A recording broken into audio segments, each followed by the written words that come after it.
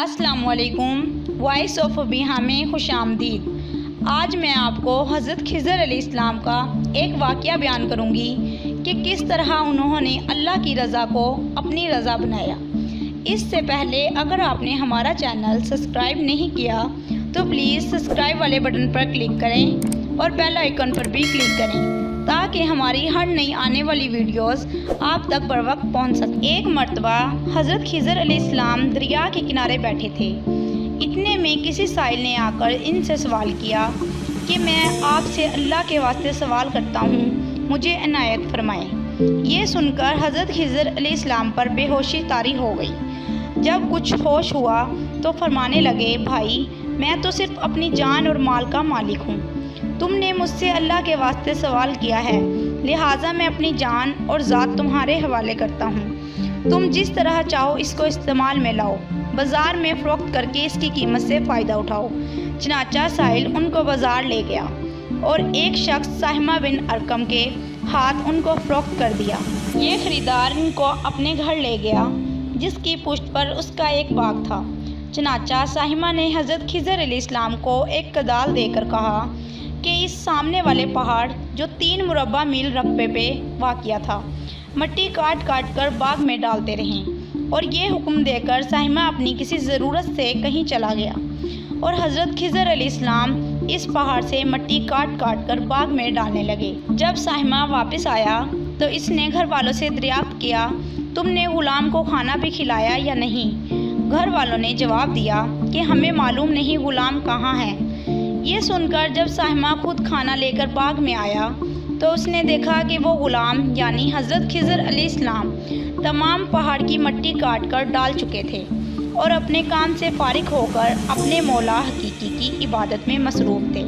یہ دیکھ کر ساہمہ کو بڑا تعجب ہوا اور اس نے دریافت کیا کہ یہ تو بتائیے کہ آپ کون ہیں؟ یہ بات سن کر حضرت خضر علیہ السلام پر کچھ بے ہوشی سی طاری ہو گئی اور پھر افاقہ ہونے پر انہوں نے فرمایا کہ بھائی میں خضر ہوں، جس کو سن کر ساہمہ کے ہوش اڑ گئے کہ تو نے یہ کیا کیا؟ ان کو غلام بنا کر ایسے کام پر لگایا، یہ تو انتہائی گستاخی ہوئی۔ پھر ہوش آنے پر ساہمہ نے توبہ کی اور پروردگار سے عذر خواہی کے ساتھ حضرت خضر علیہ السلام کو آزاد کر دیا اور جناب باری میں عرض کیا کہ رب العالمین مجھ سے اس کا مواخذہ نہ فرمائیے کیونکہ میں ان کو جانتا نہیں تھا۔ اس کے بعد حضرت خضر علیہ السلام نے دعا فرمائی اور سجدہ شکر بجا لائے کہ اے میرے پروردگار، میں تیرے ہی حق میں غلام بنا اور تیرے ہی حق میں آزاد ہوا، اس پر تیرا شکر گزار ہوں۔ بعد ازاں واپسی کی اجازت لے کر جب دریا پر واپس آئے تو دیکھا ایک شخص کھڑا دعا مانگ رہا ہے کہ اے میرے رب، حضرت خضر علیہ السلام کو غلامی سے رہائی عطا فرما دے اور ان کی توبہ قبول فرما لے۔ حضرت خضر علیہ السلام نے یہ دیکھ کر اس شخص سے دریافت کیا کہ تو آخر کون ہے؟ تو اس شخص نے بتایا کہ میں تو شازون ہوں، آپ کون ہیں؟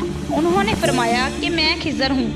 اس کے بعد شازون نے کہا کہ اے خضر، تم نے اپنے لیے رہنے کا مکان بنا کر دنیا طلب کی ہے، کیونکہ حضرت خضر علیہ السلام کا دریا کے کنارے پر ایک عبادت خانہ تھا۔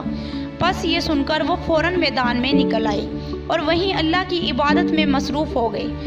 اس کے بعد حضرت خضر علیہ السلام نے اسی جگہ ایک درخت لگایا اور اس کے سائے میں عبادت شروع کی تو آواز آئی، اے خضر، جب تم نے درخت کے سائے میں سجدہ کیا تو تم نے دنیا کو آخرت پر ترجیح دی۔ مجھے اپنی عزت اور جلال کی قسم ہے، مجھے دنیا کی محبت میں رضامندی نہیں ہے۔ اس کے بعد حضرت خضر علیہ السلام نے شازون فرشتے سے کہا، اے شازون، دعا کرو کہ اللہ تعالیٰ میری دعا قبول فرمائے۔ چنانچہ شازون نے دعا کی اور اللہ تعالیٰ نے شازون کی برکت سے حضرت خضر علیہ السلام کی توبہ قبول فرما لی۔